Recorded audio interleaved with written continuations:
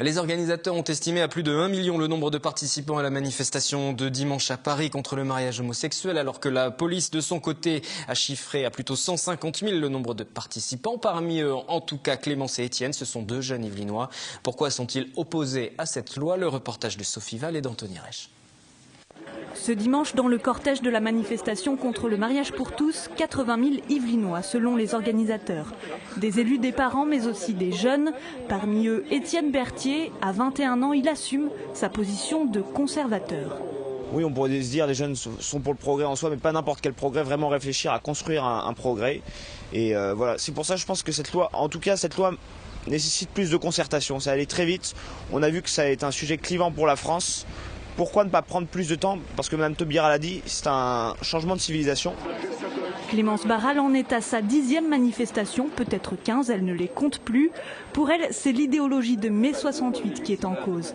Alors pour que les enfants aient droit à un père et une mère, elle est prête à jouer les contre-révolutionnaires. On est entre jeunes, on se dit on n'est pas tout seul dans nos convictions, ça fait vraiment trop plaisir de voir qu'on est toute une génération qui se lève et c'est clairement c'est le moteur. À chaque fois on se dit on va rejoindre tout le monde, on n'est pas seul dans nos convictions, il n'y a pas que les vieux qui sont avec cette pensée-là, il y a toute une génération qui se lève et c'est juste trop beau et c'est Alors même si la loi a été promulguée, les jeunes activistes espèrent encore que le président la retire, comme cela avait été le cas en 2006 et 1984 pour les lois du CPE et de l'école libre. Que doit devenir maintenant ce mouvement de la manif pour tous? L'une de ses porte-paroles la plus emblématique, Frigide Barjot, estime qu'elle a fait son temps et qu'elle n'était pas appelée à devenir un parti politique. Qu'en pensez-vous? Les manifestations doivent-elles se poursuivre?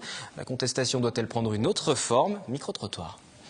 Maintenant que la loi est passée, je pense que c'est un petit peu tombé en désuétude. Bon, après, on peut rester sur ses idées malgré tout, mais les moyens d'agir sont limités maintenant. Oh ben, ça va s'arrêter.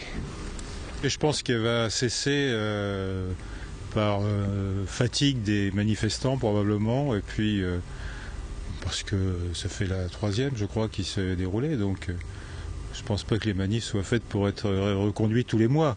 À mon avis, ça aboutira à rien.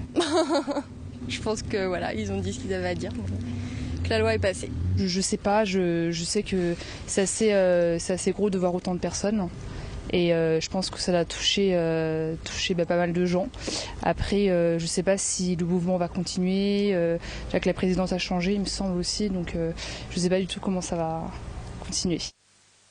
Pour le député UMP de la 3e circonscription des Yvelines, en tout cas, la mobilisation ne doit pas s'arrêter. Henri Guénaud, UMP, donc se dit prêt à protester indéfiniment. Dans une société libre, on a le droit de manifester, a-t-il ajouté sur l'antenne de Canal+ ce week-end. Toujours concernant Henri Guénaud, sachez aussi qu'il reste convoqué mercredi 29 mai par la brigade de la répression de la délinquance sur la personne, mais qu'il ne se rendra pas à cette convocation. Le député est poursuivi à l'initiative de l'Union syndicale des magistrats pour avoir porté des déclarations à l'encontre du juge Jean-Michel Gentil au lendemain de la mise en examen de Nicolas Sarkozy dans l'affaire Bettencourt.